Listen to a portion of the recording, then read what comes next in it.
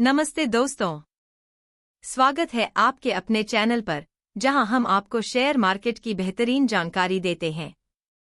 आज की इस वीडियो में हम बात करने जा रहे हैं एक बहुत ही शक्तिशाली तकनीकी टूल के बारे में जिसे कहते हैं एलियट वेव थ्योरी।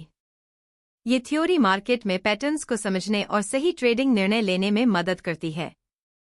तो चलिए इसे विस्तार से समझते हैं। एलियट वेव थ्योरी को 1930 में रैल्फ नेल्सन एलियट ने विकसित किया था। इस थ्योरी के अनुसार शेयर मार्केट में प्राइस मूवमेंट्स कोई रैंडम मूवमेंट नहीं होते, बल्कि ये ट्रेंड्स और पैटर्न्स में चलते हैं, जिन्हें हम वेव्स कहते हैं। ये वेव्स असल में मार्केट के इन्वेस्टर्स और ट्रेडर्स की साइकोलॉजी को दर्शाती हैं।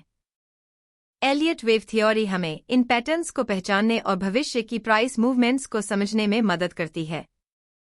एलियट वेव को दो मुख्य कैटेगरी में बांटा जाता है।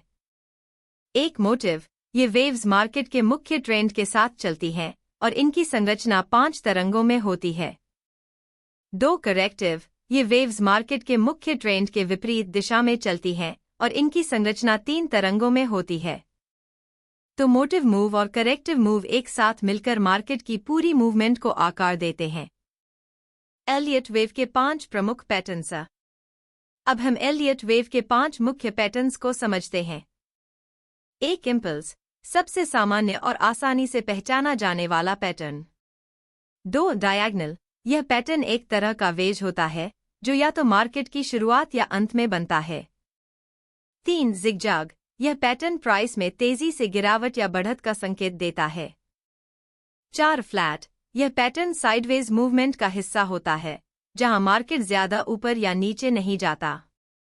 5 ट्रायंगल, यह पैटर्न मार्केट में संतुलन और कंफ्यूजन को दर्शाता है, जहां मार्केट साइडवेज चलता है।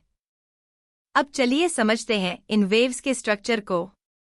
इम्पल्स वेव, यह सबसे कॉमन प्रकार की मोटिव वेव होती है। इसका पैटर्न 5 वेव्स में बनता है: वेव 1, वेव 2, वेव 3, वेव 4 और वेव 5। यहाँ वेव 1, 3 और 5 मुख्य ट्रेंड के साथ चलती हैं, जबकि वेव 2 और वेव 4 करेक्टिव होती हैं। करेक्टिव वेव, इसमें 3 तरंगें होती हैं, ए, बी और सी। यह मुख्य ट्रेंड के विपरीत दिशा में मूव करती हैं। करेक्टिव वेव्स मार्केट की रुकावट और प्राइस एडजस्टमेंट का संकेत देती हैं। एलियट वेव थ्योरी का एक और मजेदार पहलू है फ्रैक्टल्स। इसका मतलब है कि हर बड़ी तरंग के अंदर छोटी छोटी तरंगें होती हैं जो उसी पैटर्न को दोहराती हैं। यह हमें मल्टी टाइम फ्रेम एनालिसिस करने की अनुमति देता है, जहां हम अलग अलग टाइम फ्रेम पर तरंगों को पहचानकर सही ट्रेडिंग अवसर ढूंढ सकते हैं। एलियट वेव के नियम और सावधानियां। एलियट वेव थ्योरी का उपयोग करने के लिए कुछ नियम हैं जिन्हें ध्यान में रखना चाहिए। वेव 2 कभी भी वेव 1 से ज्यादा पीछे नहीं जा सकती। वेव 3 सबसे छोटी तरंग नहीं हो सकती। वेव 4 का वेव 1 के साथ ओवरलैप नहीं होना चाहिए। अगर ये नियम टूटते हैं तो आपको तरंगों को फिर से गिनना पड़ सकता है।